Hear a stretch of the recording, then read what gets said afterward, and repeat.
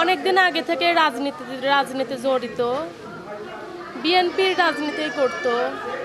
মানে ওরাও রাজনীতি করে, কিন্তু ওরা চাঁদাবাজি করে, ওরা মাদক ব্যবসা করে, ওরা অনেক লুটপাট করে, সম্পূর্ণতেই ওরা জড়িত।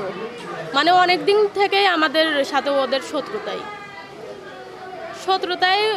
আমার চাচার অনেক দিন থেকেই মারার আক্রমণ করতো, কিন্তু পারে নাই। তারপরেও কালকে বাজারের উপর চা খাইতে গেছে, তখনই পাইছে। তারপরেও 4 লাখ টাকা চাঁদা চাইছে, চাঁদার পর চাঁদা দিতে চায় নাই, তার জন্য কুপাইছে, হাতুড় দিয়ে মারছে, সারা শরীরে জখম করছে। এখানে আমার চাচা ছিল না, শুধু 3 জন ছিল। ওখানে 3 জনেরই ওরা আহত করছে। এরকম 2 জনের খুব খারাপ অবস্থা। একজন ঢাকাতে আছে, একজনে অনেকদিন আগে থেকে রাজনীতি জড়িত, বিএনপির রাজনীতি করতো।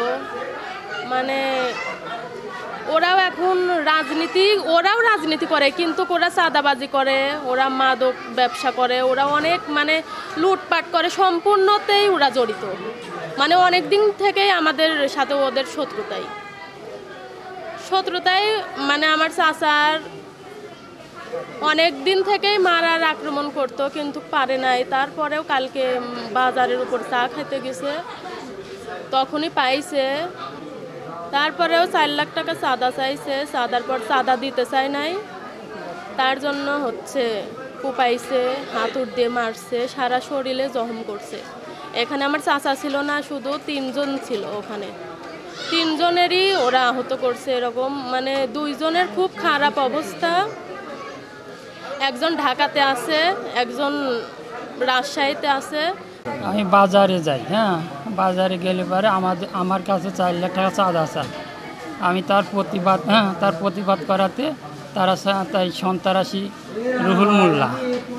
রুহুল মোল্লা, শফি মোল্লা, মিঠু মোল্লা, রাজ্জাক মোল্লা, জিয়া, এরা আমাদের মারধর কুপা আমার জখম করে। এর প্রতিবাদ আমি চাই। আমরা 3 জন আহত।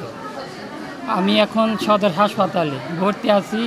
আমার আর এক ভাই আছে পাবনা থেকে, সদর থেকেই রাজশাহী পাঠাচ্ছে, রাজশাহী থেকে ঢাকা, আর একজন রাজশাহীতে আছে। এখন এরা তারা কী অবস্থায় আছে আমি জানি না।